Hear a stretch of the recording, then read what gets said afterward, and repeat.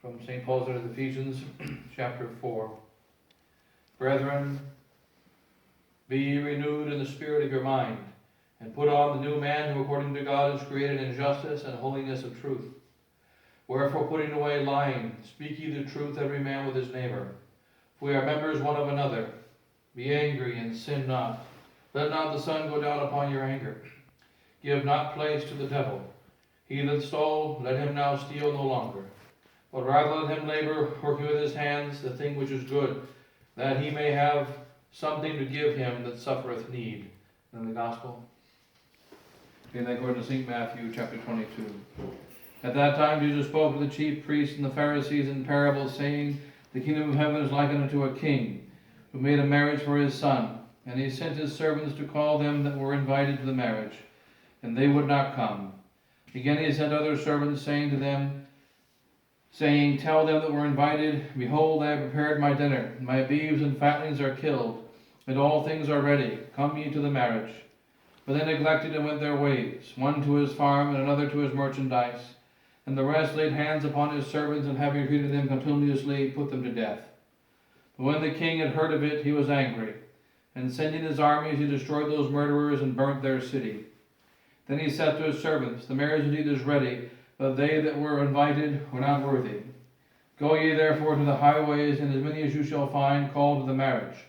And his servants, going forth into the ways, gathered together all that they found, both the bad and the good. And the marriage was filled with guests.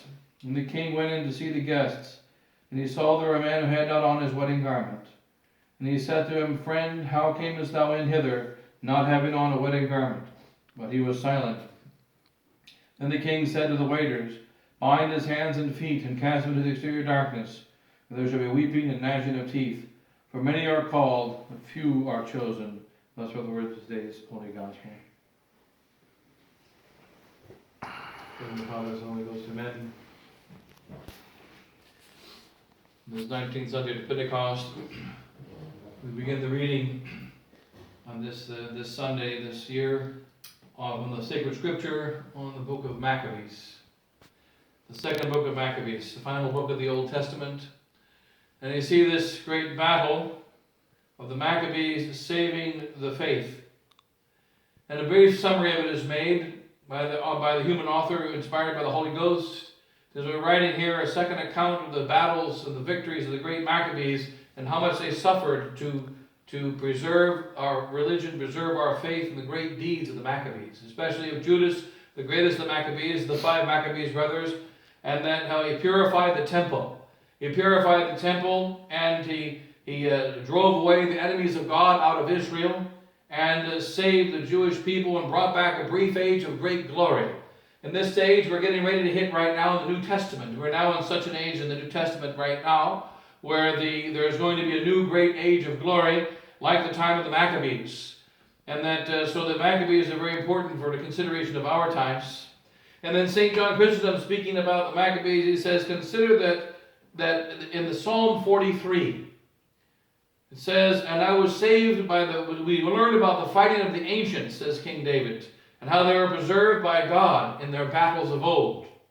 And then I fought my own battles. And St. David speaks about his own battles. And though I carried a sword, it was not my sword that won the battle. My sword did not win, but the Lord wins for me. And we have to remember in all of our battles, and here that St. John Chrysostom says, in Psalm 43, David speaks about the things of the past. He speaks about the great victory of the Jews in the old days, the destruction of Sennacherib, and the winning the battle of Bethulia, and the fighting against the Pharaoh and the Red Sea, and all the great victories of the Jews against the enemies of God, the time of Moses, or through the time of Joshua, all the way until his own time. And he said, this psalm is not only about the ancient battles, it is about all battles. And it is a prophecy about the battles to come. For this psalm, written by King David, sings, actually, says St. John Chrysostom, about the Maccabees, who come 700 years after David died. He actually sings about the victory of the Maccabees 700 years before they were born. There's prophecy inside of the Psalms.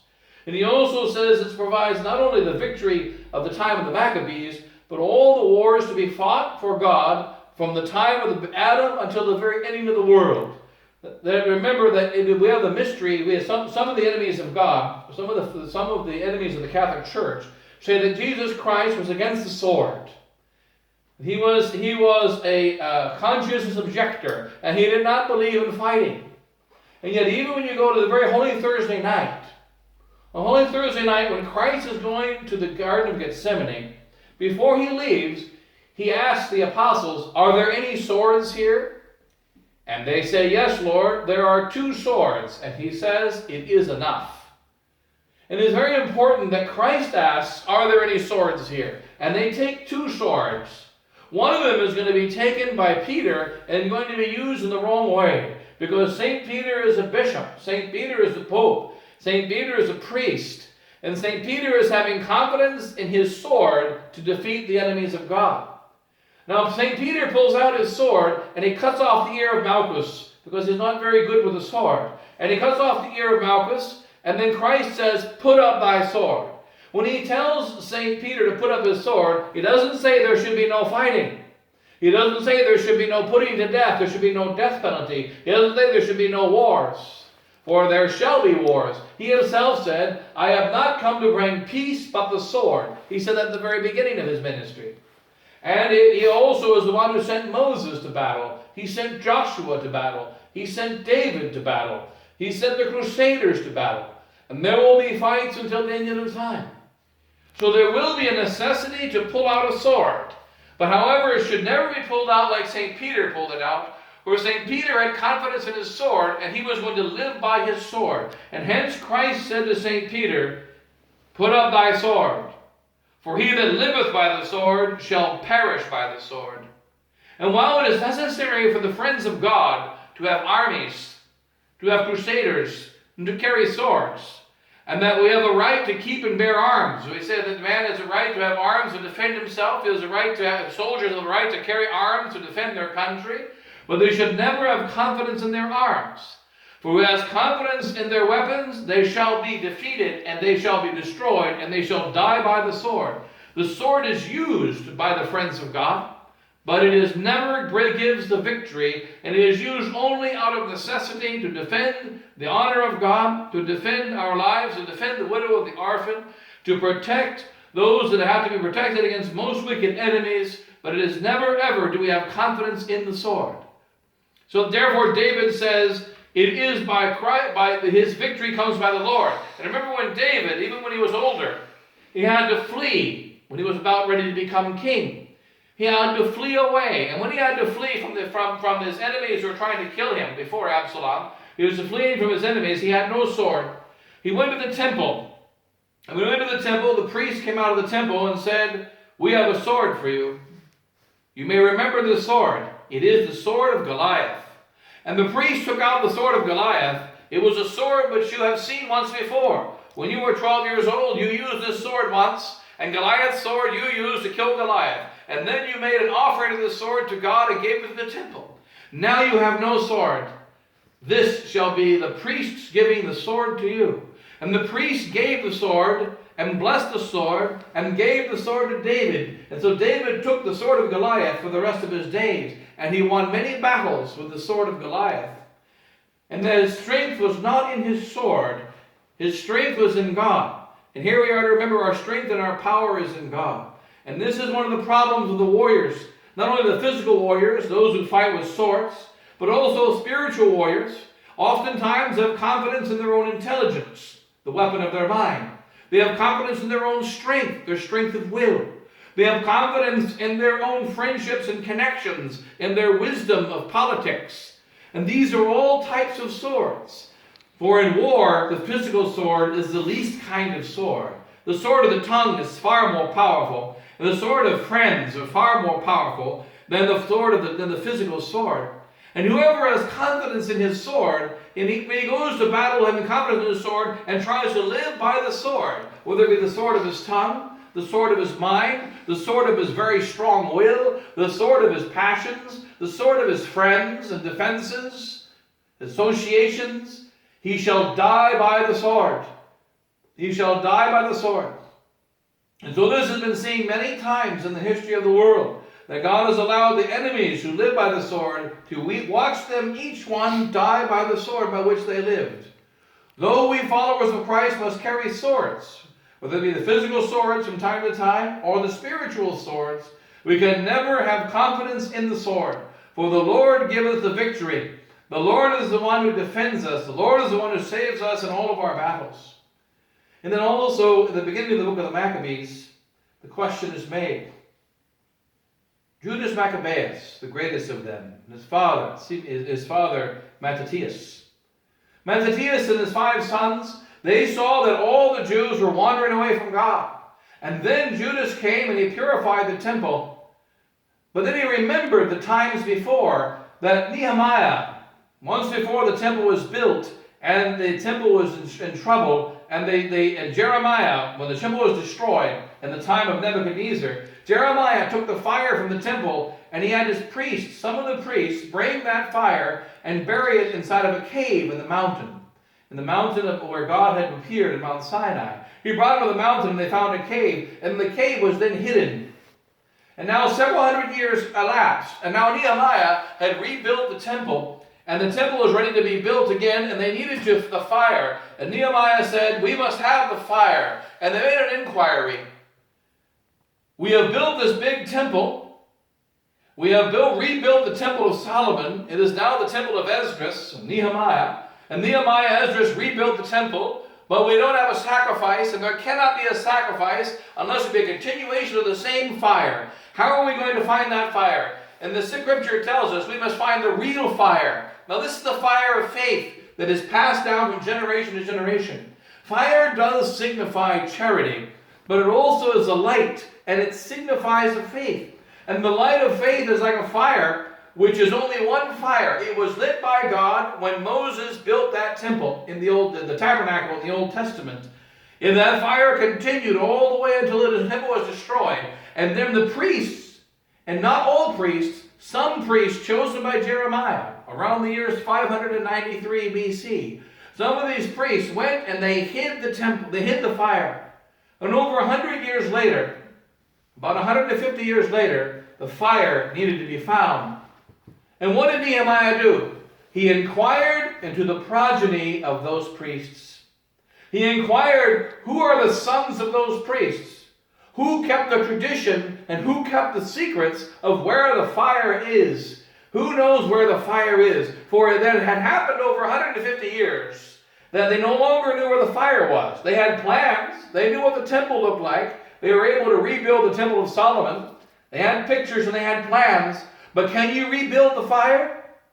You cannot rebuild the fire. The fire, once it goes out, we have a new fire. But that fire that was there is gone. And the fire can never go out. This is one reason why we have the sacred Paschal candle and the blessing of the fire on Easter Sunday night. We have the blessing of the fire in the Paschal Vigil because this fire is the same fire. The fire that was given by God and passed down to Moses. God lit the fire. And remember when Elias made a duel with the 400 priests of Baal. He said, you 400 priests, fine. Put your holocaust down. Put dry wood under the holocaust. Now, do not touch it with a match. For if your God is God, if Baal is God, let him bring fire upon it. And they prayed, and they screamed, and they did penance, and Elias mocked them and said, maybe Baal is asleep. Scream louder. Maybe Baal is not happy with your prayers. Do penance. And they cut themselves, and they were exhausted. But then Elias knelt down, and he put his holocaust, he put his bowl into a pit filled with water, and he said one prayer, and the fire came from heaven. And we must remember, when it comes to the fire of our faith, it is a fire that comes from heaven. It is a fire that is lit, a fire that we carry upon a torch in our lives, and a fire that must be passed down to generation. And what is the purpose of the next generation? See the fire. A fire is a living thing. A fire is always hot. A fire always gives light. A fire always has stable characteristics. But it moves and it dances and it is alive. And it requires fuel. The fire requires fuel. Something must burn this fire. This fire cannot be without fuel. And our bodies and our souls and our minds, our hearts, our passions, our lives are meant to be that fuel. That is why we're instructed during the Holy Sacrifice of the Mass to always have a candle on the altar. The candle signifies the fire of faith that burns wax, and the wax disappears. We have to buy all kinds of new candles. We've got to buy new candles, and every year we got to buy new candles, but we don't buy a new fire. We buy new candles, the new candles, the new candles, and the fire burns down the wax. And when the candle goes down, the sacrament gets another candle to take its place. And this is the history of our church. We are wax. We are candles that are supposed to carry the faith from one generation to the next. And Nehemiah said, we have a beautiful temple. We don't have a sacrifice. We have a beautiful temple, but we cannot offer sacrifice to God until we get the fire. And therefore he inquired, who are the priests that have kept the secret of the fire?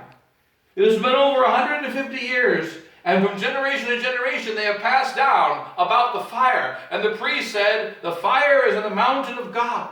The fire is in the mountain of Sinai. The fire is in a hidden place. Always preserve where the fire is, because the time will come when they will rebuild the temple. And the time will come when the fire must go back in the temple. They can make new stones, but they can't make a new fire.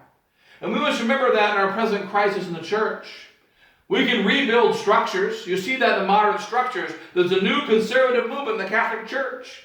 And they're building churches that look similar to the old ones. They're not exactly as the churches in the 70s. They're not exactly as the churches in the 60s, 70s, 80s, and 90s. They're making churches that look a little bit more Catholic. But you walk inside of them and they're like mausoleums. They're cold. They are empty. They've got a dome. They've got an altar in the front. They've got a communion rail. They've got statues and crucifixes. But they are cold and empty. There is no fire in them. When you go into the old churches, you see stones and you see altars and you see crucifixes, stained glass windows, and you see the fire. Satan even made special mention of this to Annette, a girl that went to hell in 1937 at the age of 26. She got married and she died in the first year of her marriage on a Sunday. When she didn't go to Mass on that Sunday, she went to the kingdom of hell. She was required to appear to her friend Clara in life. And she spoke to Clara about the fires of hell. And one thing she mentioned, of the many things she said, I was visiting churches, and especially the medieval churches. When we would walk into them, I was very agitated. And a brother will be explaining about the stained glass windows. He would explain about the stone. In these churches, God is most especially there. Satan made a special reference to the medieval churches that she would walk in Germany. She died in Germany. The newer churches weren't as harmful to her, to devil. And why is it? In those churches, who carved those statues of Saint Joseph and Our Lady? Who made those stained glass windows? They were simple people of faith. They had fire in their hearts. They had the fire of faith, and the fire of faith entered into their hands, and they carved. In 1600, when the Blessed Virgin Mary told a Mother Mariana, build a statue, have a statue made in my honor, and then she spoke of the name of the artist. This is the artist I want to make the statue. Now, why is he a good artist? I wanted to make the statue because he is a moral man. Because he prays and loves my son and myself greatly, because he lives a most virtuous life. He's the artist to make my statue. Now we look at artists today, and they can build the external things. Nehemiah, 400 years before Christ was born. And Judas Maccabeus recognized this, and Judas read about Nehemiah. Nehemiah built a temple, and Judas refixed it up. And Judas cleansed it.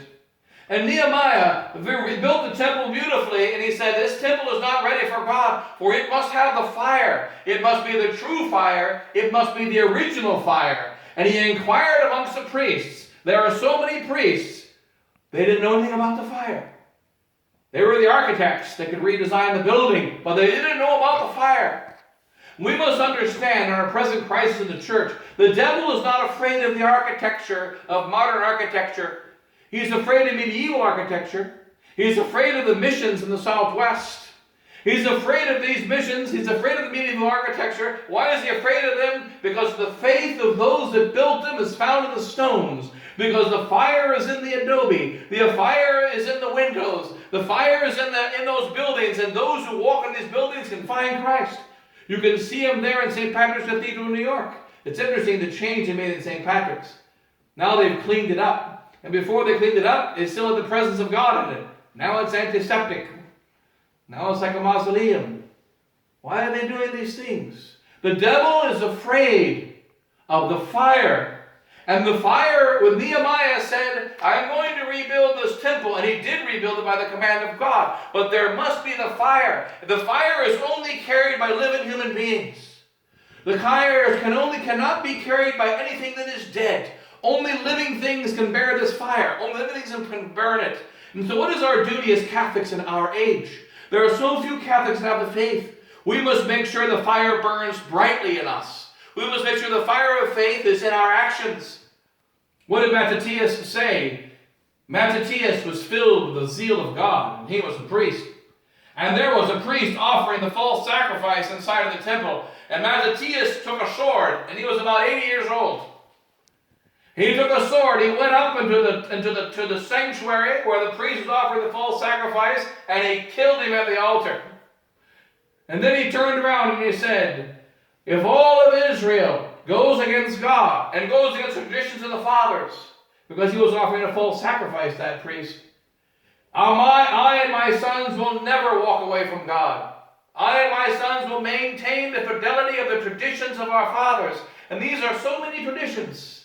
The traditions of saying a Hail Mary and the 3 Hail Marys at night before you go to bed. The tradition of saying a morning offering. The tradition of saying the daily rosary. The tradition of making an examination of conscience. The tradition of speaking to God in our hearts during the course of the day and making spiritual communion. The tradition of dressing like a Catholic, dressing as imitators of the Blessed Virgin Mary and imitators of our Lord Jesus Christ. The tradition of carrying ourselves as our ancestors, walking the way they're walking, talking the way they talked, moving as they moved. This is what happened to the 12 apostles when they were 3.5 years with Christ. They read what was in the book. They memorized what he taught. But is that what made them priests? Is that what made them apostles? No. The fire transformed into their hearts. And the 2 disciples on the way to Emmaus, on the day of the resurrection, they spoke with Christ throughout the day, not knowing it was him. They then said, come in with us. And he did come with them. And they recognized him in the breaking of the bread. And then Christ disappeared. And St. Cleophas, one of those 2 disciples, said to the other disciple, did you not feel a fire? Didn't you feel a fire inside your heart?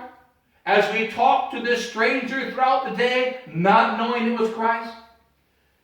We must carry this fire in 2019. We must carry this fire to the next generation. We do want to build old-style churches. We don't want to build them because they are old-style. We build the churches that profess faith, the churches that are going to carry our faith. And we have to have the tradition of these churches inside of us. The fire must be inside of us. Now Judas recognized Nehemiah. Nehemiah would not let the sacrifice be without the fire. They found one of the priests. The priest said, we know where our father has said the fire is. And they went and they found the cave. And they said, the fire is not there, for there is only a thick mud like water. And Nehemiah said, bring the mud, bring the water. And they offered the first sacrifice. And Nehemiah instructed them, take the mud and take the water and put it upon the Holocaust. And they took the mud and the water and they put it upon the Holocaust. And when they put the mud and the water on top of the Holocaust, what happened? They put the mud and the water on top of the Holocaust and it lit up. And the fire was preserved. It looked like mud and water, but it was the fire. And so we must remember in our present crisis in the church, we are not looking to bring back traditions with a small t. We're looking to bring back the fire. And the fire makes us practice traditions with a small t. If we practice traditions without the fire, they are dead and cold.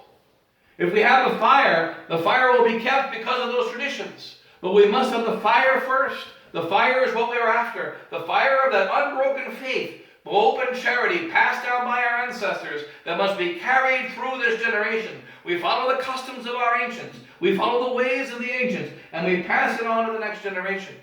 And this we must do if we want to be pleasing to God and do our duty to do what St. Paul commanded us to do.